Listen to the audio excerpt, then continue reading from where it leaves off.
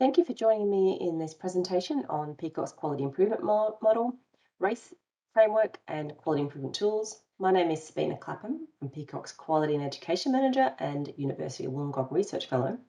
If you're looking for more information on Peacock, you can find a series of videos on the YouTube channel and also on the Peacock website, a series of guides for clinicians and services.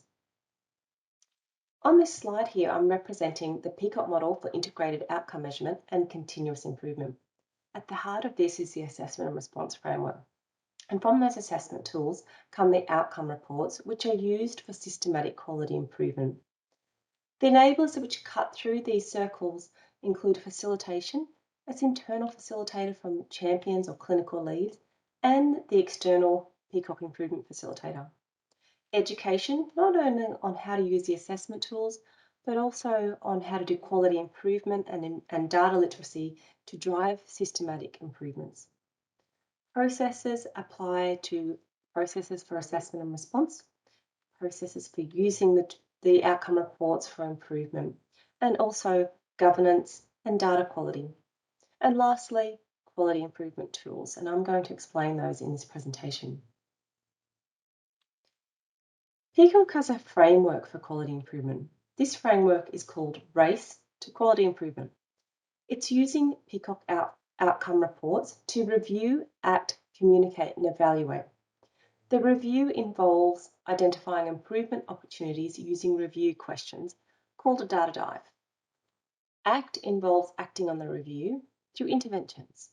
Communicate involves communicating the report findings and the action plan, usually through key messages. Evaluate is the next report by undertaking a comparison. Peacock has a set of quality improvement tools, with the reports being the ultimate quality improvement tool. I'm going to explain the quality improvement tools in the next few slides. So firstly, there's a process review tool, and you can find this on our website. So what is it? It's a self-assessment tool to review strategies and enabling factors, supporting the correct use of Peacock as well as quality improvement. Why would you do this? Because you wish to identify strengths and weaknesses that will form the basis of a plan for improvement or implementation moving forward. The data dive technique is part of the race to quality improvement. What is it? It's a simple framework to quickly review, act, communicate, and evaluate.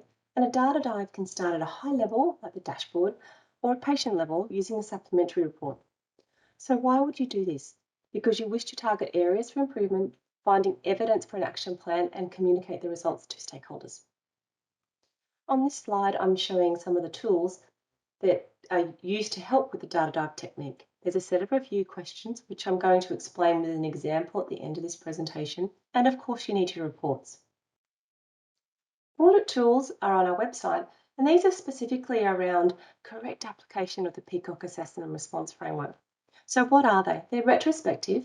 They're a snapshot audit focusing on how the Peacock tools are used. Why would you use this? Because the service has commenced implementation, or through a review of the report, you've identified that improvements in the use of the Peacock Assessment and Response Framework is required. On this slide, I'm showing an example of a data-informed audit. The coloured bar chart can be found in a Peacock outcome report. What it does is it represents the two tools, the SAS and the problem severity, and the scores. Green is absent, yellow is mild, orange is moderate, and red is severe. And you can see here that they're split by phase type. So I might use this to highlight where to focus an audit. A question I might have is, why is there a difference in the proportion of absence scores between SAS and problem severity? Does this indicate that there may be improvements to be made in the use of the Peacock Assessment and Response Framework? Case review tools are used with supplementary reports. What are they? They're retrospective, a snapshot review of processes and clinical interventions. Why you would use this? Because benchmarks have not been met, or a specific area has been identified to review using your report. There are 4 case review templates on the Peacock website: deaths outside terminal phase, unstable phase of more than 3 days, severe pain, and severe family care issues. An example of a data-informed case review is shown here on this slide. This is a supplementary report from a test service using on the deaths outside terminal phase. You can see here a list of patients, their age, phase type, AKPS start, episode start, and phase end, and days in length. In this supplementary report, there were 14 patients who died outside the terminal phase. You would use this information to identify which patients you would like to review to investigate whether there was areas to improve. The quality improvement template can be downloaded from the Peacock website. What it includes is an improvement plan and report. Why you would do this is because you've identified an area to improve and you would like a step-by-step guide to completing a quality improvement project. It also documents activities so others can replicate. And lastly, standards and accreditation tools. So what are they? They're tools which map Peacock to national standards, either safety and quality or palliative care standards. Why you would use these is because it helps to demonstrate that how Peacock is used to meet safety, quality and palliative care standards. Here is an example about race to quality improvement using the data dive technique. The example I'm highlighting is fatigue. This review starts with the dashboard, and the first question to ask are, what are the areas to investigate? You can do this by looking at benchmarks met. In this service, there are a number of benchmarks shown in orange that haven't been met, or symptoms and problems that haven't been met. So of all of these, which one is important and what do we wish to investigate to improve? We need to ask another question in the review. How many patients are affected?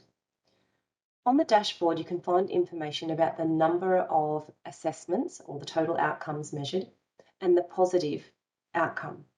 Shown here in the pop-out, you can see fatigue is highlighted because there was the most number of total outcomes measured, 755, and 479 did not meet the benchmark.